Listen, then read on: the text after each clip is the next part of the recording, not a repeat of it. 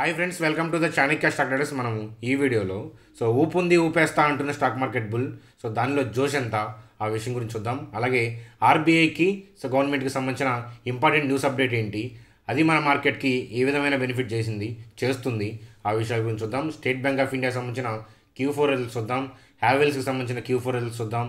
అలాగే వాటి యొక్క చార్ట్స్, వాటిల్లో ఎక్కడ ఆపర్చునిటీ ఉందనే విషయం గురించి చూద్దాం. అలాగే జీ ఎంటర్టైన్మెంట్కి సంబంధించిన Q4 రిజల్ట్స్, దాంట్లో ట్రేడింగ్ కానీ ఇన్వెస్ట్మెంట్ కానీ ఆపర్చునిటీస్ ఏమైనా ఉందా ఆ విషయాల గురించి ఈ వీడియోలో డిస్కస్ చేద్దాం. అట్లాగే బ్రేక్అవుట్ని ముందే ఊహించచ్చా, మార్కెట్ ట్రెండీ డే అని చెప్పి ముందే ఊహించచ్చా ఆ విషయాల గురించి మీకు ఈ వీడియోలో డిస్కస్ చేద్దాం. మనం ఈరోజు ఎలా ఐడెంటిఫై చేసాం ట్రెండీ డే అని చెప్పేసి, ఏం జరిగింది మీరందరూ లైవ్లో మన టెలిగ్రామ్ గ్రూప్లో చూశారు కదా, ఆ విషయాల గురించి ఈ వీడియోలో డిస్కస్ చేసుకుందాం. చూడండి ఫ్రెండ్స్, ముందుగా ఈరోజు ట్రెండీ డే ఖచ్చితంగా. ఎందుకంటే ఆ విషయాన్ని నిన్న నైట్ మనం గెస్ చేయలేం, కానీ ఎర్లీ మార్నింగ్ బై జరుగుతున్న తీరు, early morning initial half an hour ఆగమని చెప్పేది. ఎందుకంటే మార్కెట్ డైరెక్షన్ అర్థమయ్యే అవకాశాలు ఉంటాయి అన్నమాట.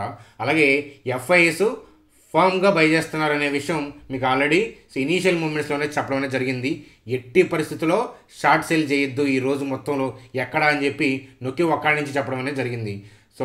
ఎదురుగా అంటే స్పీడ్గా వస్తున్న ట్రైన్కి ఎదురెళ్ళటమే అని చెప్పాను. ఈరోజు షార్ట్ సేల్ చేస్తే రెసిస్టెన్స్లో అట్లాంటివి ఏమీ కూడా పనిచేయవు. అసలు రెసిస్టెన్స్ పనిచేయదు, అది వేరే విషయం. అట్లాంటివి ఏమీ పనిచేయవు, అవన్నీ కూడా కొట్టేసుకుంటా వెళ్తుంది అని చెప్పి మనం చెప్పడం. ఆల్రెడీ బుల్ అలాగే కొట్టేసుకుంటా వెళ్ళింది బల్లు కానీ. ఆ విషయాల గురించి చూద్దాం.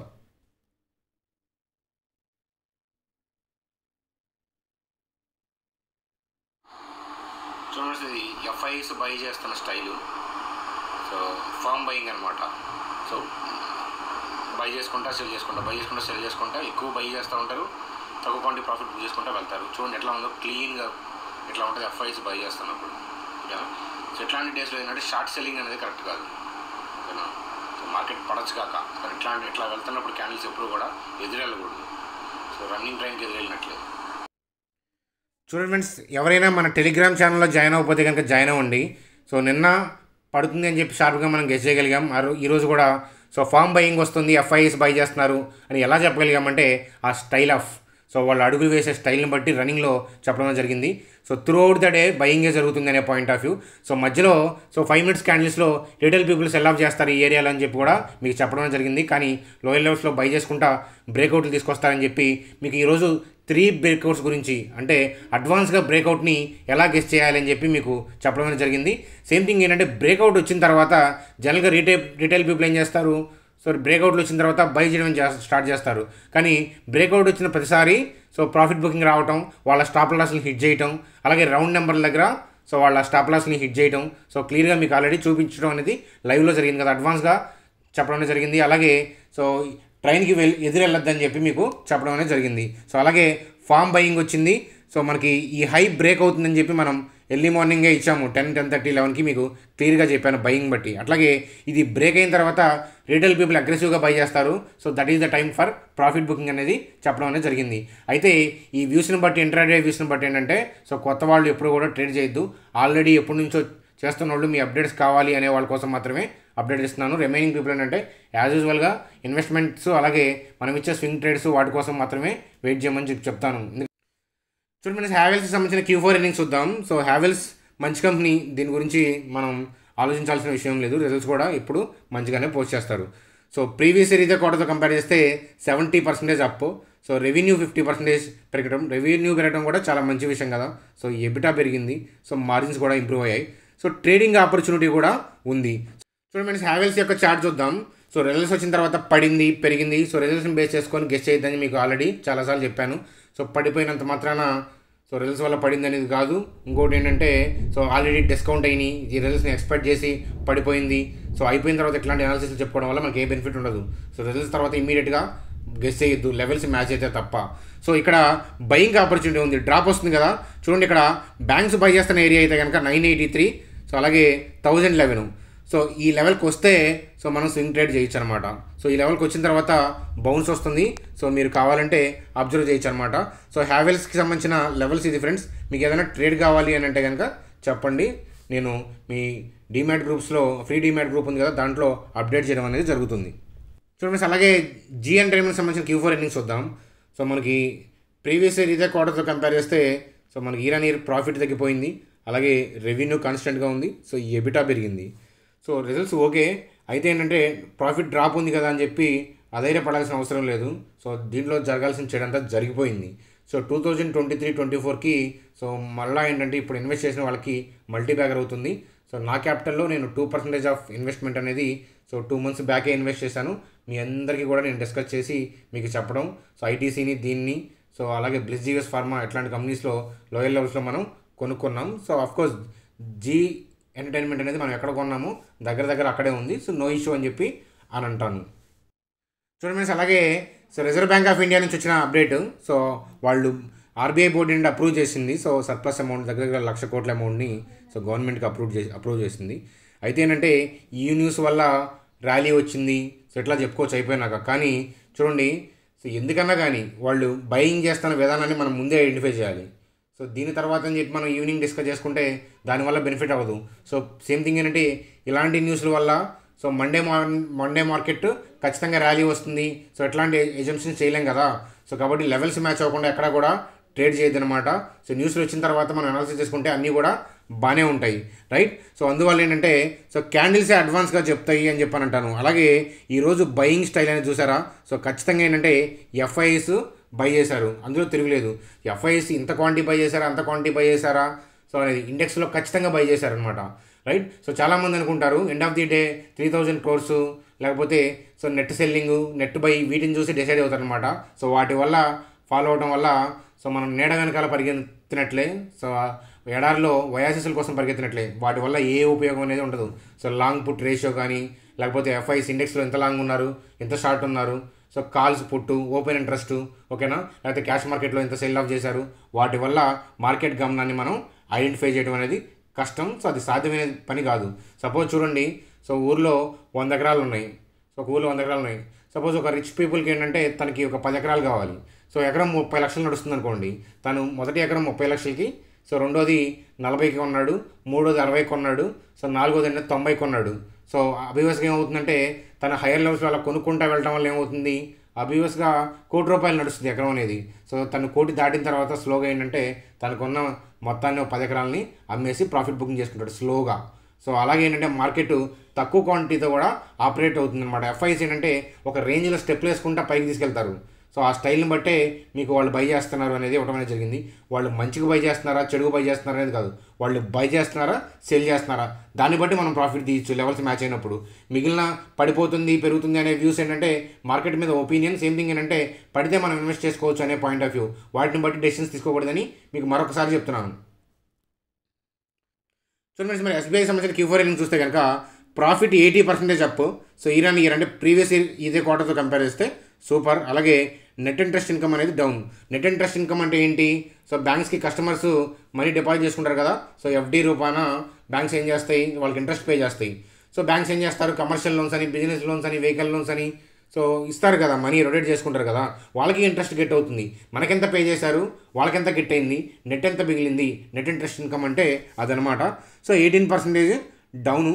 సో ఓకే, సో పెద్దగా మనం పట్టించుకోవాల్సిన విషయం కాదు. అలాగే సో ఎన్పిఏ అంటే ఏంటి, నాన్ పర్ఫార్మింగ్ అసెట్స్ అంటే బ్యాడ్ లోన్స్ ఉంటాయి కదా, బ్యాంక్స్కి 3 months పైగా ఉండిపోయి, అంటే బ్యాంక్స్కి బ్యాడ్ లోన్స్ ఉంటాయి కదా, 3 months పైగా రికవర్ అవ్వని అమౌంట్స్ ఉంటాయి కదా, వాటిని ఎన్పిఎస్ అంటారు. గ్రాస్ ఎన్పిఏకి నెట్ ఎన్పిఏకి తేడా ఏంటి అని అంటే, సో గ్రాస్ ఎన్పిఏలు ఏంటంటే ప్రావిజన్స్ కూడా ఉంటాయి. సో ఈ ఎన్పిఎస్కి తగ్గట్లుగా కొంత అమౌంట్ని ఏం చేస్తారంటే, సో బ్యాంక్స్ ఏం చేస్తారంటే సేఫ్టీ సైడ్ ప్రావిజన్స్గా ఉంచుతారనమాట. ఒకవేళ ఎన్పిఎస్ రికవర్ అవ్వకపోతే పరిస్థితి ఏంటి అని. సో దానికి సంబంధించిన మనకి పర్సంటేజ్ చూడండి. సో ఎన్పిఎస్ తగ్గితేనే మనకు మంచిది, అందుకే డౌన్లో ఉన్నా కూడా గ్రీన్. అలాగే నెట్ ఎన్పిఏ కూడా తగ్గితేనే మనకు మంచిది. సో ప్రీవియస్ క్వార్టర్తో కంపేర్ చేస్తే వీళ్ళు తగ్గించుకున్నారు. ఓవరాల్గా ఎస్బీఐ అవుట్ పర్ఫామ్ చేస్తూనే ఉంది కంటిన్యూగా.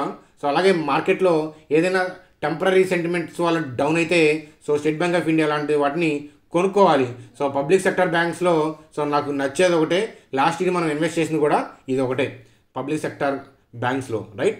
సో కాబట్టి సో జాగ్రత్త అంటాను. అలాగే మనం లాస్ట్ ఇయర్ 150, 160 అరౌండ్ మనం దీన్ని కొన్నాం, 160కి, 150కి, 180కి, 190కి. సో అలాగే ఏంటంటే ఈసారి కూడా మన లెవెల్ ఏంటంటే సో 270, 290 అనమాట. సో మరి 400 దగ్గర ఉంది కదా, అక్కడ దాకా రాదేమో, 500కి వెళ్ళిపోతుందేమో అలా అనుకున్న వాళ్ళు కొనుక్కోవచ్చు అనమాట. కానీ సో కరెక్ట్గా ఏంటంటే బ్యాంక్స్ బై చేస్తున్న లెవెల్స్ అవి ఇప్పుడు అలాగే అనిపిస్తాయి. సెల్ ఆఫ్ చేస్తే ఎంతసేపు పట్టదనమాట. సో టెంపరీ సెంటిమెంట్స్ వల్ల డౌన్ అయితే సో అవి రికవర్ అవుతాయి అనమాట. బ్యాంక్స్ కానీ ఏదైనా స్టాక్స్ కానీ వాటి ఫండమెంటల్స్ వల్ల ఎఫెక్ట్ అయినాయి అయితే కనుక అవి రికవర్ అవ్వవు. సో వాటిని బట్టి మనం ఎలా ఇన్వెస్ట్ చేసుకోవాలి అనేది చూసుకోవాలి. టెక్నికల్స్ కూడా తెలిస్తే ఏంటంటే, బ్యాంక్స్ ఎంట్రీస్ తెలిస్తే ఏంటంటే లక్రేటివ్ ప్రైజులు దొరికే అవకాశాలు ఉంటాయన్నమాట. సో అవి తెలియకపోయినా కూడా కరెక్షన్లో టెంపరీ ఇష్యూస్ కరెక్షన్స్ వచ్చినప్పుడు మంచి క్వాలిటీ స్టాక్స్ని కొనుక్కుంటే ఏంటంటే సో ఎప్పటికైనా మనకి మంచి భవిష్యత్తు ఉంటుంది స్టాక్ మార్కెట్లో. చూడండి, స్టేట్ బ్యాంక్ ఆఫ్ ఇండియా సంబంధించి సో అయితే చూడండి షార్ప్ ఫాల్ వచ్చినట్లుంది కదా రిజల్ట్స్ వచ్చిన తర్వాత. సో రిజల్ట్స్ వెంబట వెళ్ళొద్దు అని చెప్పేది అందుకే అనమాట. షార్ప్ ఫాల్ వచ్చింది. కానీ చూడండి డేస్ లో కింద బ్యాంక్స్ బై చేస్తారు అని చెప్పాను. సో వాళ్ళ ఆర్డర్లు ఈ ఏరియాలో పెట్టుకున్నారు. సో మళ్ళీ ఆల్గరిథం ఎగ్జిక్యూట్ అయిపోయింది. సో మంచి చూసారా క్యాండిల్ ఎలా ఉందో. సో ఇంత రేంజ్లో బై చేస్తున్నారంటే అది బ్యాంక్, నార్మల్ పీపుల్ వల్ల కాదు ఇంత రేంజ్లో బై చేయడం. సో ఖచ్చితంగా బ్యాంకే అనమాట. అందువల్ల ఏంటంటే సో జాగ్రత్త అని చెప్తాను. ఏదైనా కానీ సో మంచి విషయమే. సో అయితే ఇన్వెస్ట్మెంట్కి అయితే అక్కడ సో ట్రేడింగ్ చేసుకోవాలంటే కనుక ఇక్కడే ఆపర్చునిటీ ఉంది. Short term trading point of view అయితే సో ఈ లెవెల్ ఫామ్ అయింది కదా. సో 386, 377. సో డిప్ అయితే సో ఖచ్చితంగా ఏంటంటే మనకు మళ్ళా బౌన్స్ ఇస్తుంది అనమాట. సో ఈ ట్రేడ్ కావాలి అని అంటే నేను అప్డేట్ చేస్తాను. State bank of India so ఒకవేళ 387 అక్కడికి వస్తే కనుక నాకు రిమైండ్ చేయొచ్చు. అది ఫ్రెండ్స్ మన స్టేట్ బ్యాంక్ ఆఫ్ ఇండియాకి సంబంధించిన చార్ట్ అనాలిసిస్. చూడండి ఫ్రెండ్స్, మనకి ఈరోజు చివరిగా బ్యాంక్ నిఫ్టీ గురించి చూద్దాం. సో బ్యాంక్ నిఫ్టీ గురించి ఈరోజు లైవ్లో దాదాపుగా 7-8 వీడియోలు మీకు పెట్టాను అనమాట. సో రీటైల్ పీపుల్ ఎలా ట్రాప్ అవుతారు అని.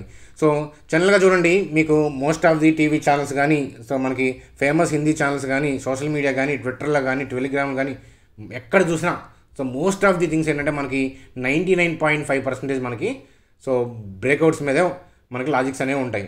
సో కానీ సో ఎక్కువ మంది రీటైల్ పీపుల్ అలాగే ఫాలో అవుతారు, ఎందుకంటే మనకు కనిపిస్తుంది అదే కదా. సో చూడండి, మీకు ఎర్లీ మార్నింగ్ సో ఇప్పుడు అయిపోయినాక అనాలిసిస్ చేయట్లేదు. ఒకసారి చాణక్య స్టాక్ ట్రేడర్స్ టెలిగ్రామ్ గ్రూప్లో మీరు జాయిన్ అయితే ఎర్లీ మార్నింగ్ నుంచి ఉన్న వీడియోస్ అన్నీ కూడా మీరు చూడొచ్చు. సో వీడియో క్లిప్పింగ్స్ అన్నీ మీకు చూస్తే సో అడ్వాన్స్గా ఎలా ఇచ్చానో మీకు ఆల్రెడీ క్లియర్గా అర్థమవుతుంది. సో చూడండి, ఇక్కడ బ్రేక్అవుట్ వచ్చింది. సో బ్రేక్అవుట్ వస్తుంది అని మనం ముందే గెస్ చేసాం. అలాగే ఏంటంటే బ్రేక్అవుట్ వచ్చిన తర్వాత వాళ్ళు ప్రాఫిట్ బుక్ చేసుకుంటారని మీకు ముందే చెప్పాను. సో జరిగింది. సో అలాగే జరిగింది, రైట్. సో అలాగే ఏంటంటే మీకు చాలాసార్లు చెప్పాను ఏంటంటే సో షార్ట్ సేల్ చేయొద్దు అని చెప్పి మరీ నొక్కి డేలో 2-3 టైమ్స్ మీకు చెప్పడం అనేది జరిగింది. ఎందుకంటే సో సడన్ ఫాల్స్ కాదు. చూడండి, ఇప్పుడు ఇక్కడ జనరల్గా రీటైల్ పీపుల్ ఏమనుకుంటారంటే ఈ ఫాల్ తర్వాత డౌన్ ట్రెండ్ లైన్ కానీ లేకపోతే ఈ బేస్ లైన్ బ్రేక్ డౌన్ అయిందని సో ఈ క్యాండిల్ చూసి లేదా ఈ క్యాండిల్ చూసి ఫ్లాగ్ పోలు సో అదొక ఫార్ములా. సో వాటిని చూసానంటే సో వాళ్ళు ఏం చేస్తారంటే అగ్రెసివ్గా సెల్ ఆఫ్ చేస్తారు. కాబట్టి బల్క్లో ఆర్డర్స్ దొరుకుతాయి. చూడండి, ఇక్కడ ఉంది వాళ్ళ ఆర్డర్స్. సో మళ్ళీ ఏంటంటే ఎగ్జిక్యూట్ చేసుకుంటా సో వెళ్ళిపోయారు. ఓకేనా. సో ఎస్బీఐ రిజల్ట్స్ వల్ల వోల్టాలిటీ వచ్చినా వాళ్ళ ఏరియా నుంచి మళ్ళీ స్పీడ్గా కొట్టేసుకుంటా సో వెళ్ళిపోయారు, రైట్. సో కాబట్టి ఖచ్చితంగా ఏంటంటే మీకు 280 లెవెల్స్ దాటి బ్రేక్అవుట్ తీసుకొచ్చేస్తారు అని చెప్పాను. వరుసగా ఏంటంటే 3-4 బ్రేక్అవుట్సే వాళ్ళ ఎజ్యూమ్ చేయగలిగాము, రైట్. సో మీరు 5 మినిట్స్ క్యాండిల్స్ చూసి సో ఏంటంటే ఇలా జరుగుతుంది, పడిపోతుంది, పెరిగిపోతుంది అనుకుంటే మాత్రం సో ఎప్పుడూ కూడా రాంగ్ సైడ్ ఉండే అవకాశాలు ఉంటాయి most of the times. So ఎందుకంటే సో అంతే అది. సో 5 మినిట్స్ క్యాండిల్స్లో మనం ఎక్కడ బై చేస్తామో దాన్ని బట్టే రివర్స్లో చేస్తేనే వాళ్ళకి ఆర్డర్లు ఫిల్ అవుతాయి. సో అందువల్ల సో ఏంటంటే అట్లీస్ట్ ఏంటంటే 180 మినిట్స్ 60 మినిట్స్ మరి ఎర్లీ మార్నింగ్ 180 మినిట్స్ అవ్వదు కదా అప్పుడే. అంటే చూడండి, ఆ స్టైల్ ఉంటుంది. సో మనకి 10 మినిట్స్ అయినా కానీ వాళ్ళు కొంటున్న స్టైల్ ఉంటుంది. దాన్ని బట్టి మీకు చెప్పడం అనేది జరిగింది. సో ట్రెండీ డే అని చెప్పేసి ఎక్స్పెక్ట్ చేయొచ్చు. చూడండి, సో లాస్ట్ క్యాండిల్ ఫామ్ అయింది కదా, సేమ్ అలాంటి క్యాండిలే కాకపోతే అయిపోయినాక అలా కనిపిస్తుంది. మీకు ముందే చెప్పాను అంత క్యాండిల్ ఫామ్ అవుతుందని ముందే తెలుసు. ఎందుకంటే సో ఈ బ్రేక్అవుట్ వీళ్ళు తీసుకొస్తారు బ్యాంక్స్. ఈ బ్రేక్అవుట్ వచ్చిన తర్వాత అబ్వియస్గా రీటైల్ పీపుల్ బై చేస్తారు. అందుకని బ్రేక్అవుట్ వచ్చిన తర్వాత చూసుకొని ప్రాఫిట్ బుకింగ్ చేసుకోమని చెప్పి చెప్పడం అనేది జరిగింది.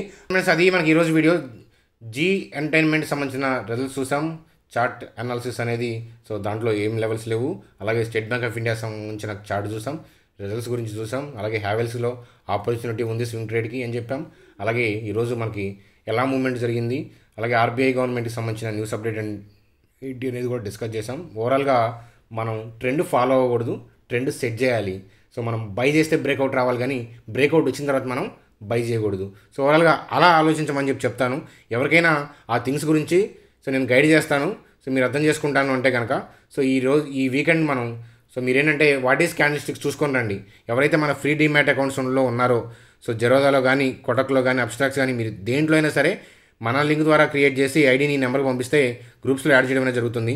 వాళ్ళకి సో సాటర్డే సండే స్లాట్స్గా నేను బ్యాచెస్ చేసి దాంట్లో చెప్తాను. కానీ వాట్ ఈజ్ క్యాండిల్స్టిక్ అనేది సో మార్క్ చేయడం ఎట్లా, దానికి సంబంధించిన బేసిక్ వీడియో మన ప్లేలిస్ట్లో చూడండి.